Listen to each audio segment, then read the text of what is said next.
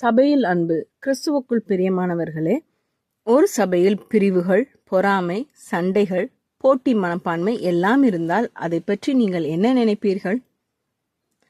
ஒருவருக்கொருவர் உதவுவதற்கு பதிலாக வழக்கு போடும் மனப்பான்மை இருந்தால், விவாகரத்தும் ஒழுக்கக்கேடும் அதிகமாக இருந்தால், உரிமைகளை பற்றியே பேசிக்கொண்டிருக்கும் வாழ்க்கை இருந்தால், திருமண உறவுகளில் கூட சுயநலம் மேலோங்கி ஒருவருக்கொருவர் அன்பை மறுக்கும் நிலை இருந்தால், ஆவிக்குரிய வரங்கள் இருந்தும் அவற்றை ஒருவரை ஒருவர் கட்டி எழுப்பாமல் காயப்படுத்த பயன்படுத்தினால், இவையெல்லாம் புதிய விஷயங்கள் அல்ல. 1 கொரிந்தியரில் குறிப்பிட்ட சபையிலும் இதே பிரச்சனைகள் இருந்தன.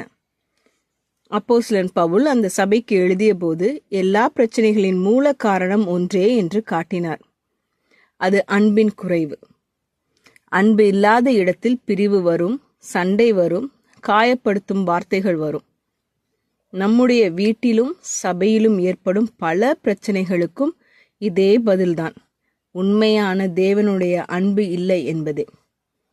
நீங்கள் இன்று எந்த போராட்டத்தை சந்தித்தாலும் தேவன் உங்களுடைய இருதயத்தையும் உங்களை சுற்றியுள்ளவர்களையும் தன்னுடைய தியாகமிக்க அகப்பே அன்பால் நிரப்பும்படி அவரிடம் ஜெபியுங்கள். ஜெபம் செய்வோம். எங்கள் அன்பின் பரமபிதாவே, எங்கள் இருதயங்களை உமது அகப்பை அன்பால் நிரப்பும். பிரிவை ஏற்படுத்தாமல் ஒருவரை ஒருவர் கட்டி எழுப்பும் வாழ்க்கையை நாங்கள் வாழ உதவி செய்யும். எங்கள் வீட்டிலும் எங்கள் சபையிலும் உமது அன்பே ஆட்சி செய்யட்டும்.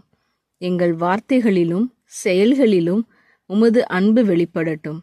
இயேசுவின் நாமத்தில் ஜெபிக்கிறோம் பரமபிதாவே, ஆமேன். இந்த மெசேஜ் 28 ஆகஸ்ட் 2024 நான்சி டிமோஸ் வோல்கமுத் அவர்களின் இயேசுவை தேடி என்ற புரோகிராமிலிருந்து எடுக்கப்பட்டது. கர்த்தர் உங்களை ஆசீர்வதிப்பாராக.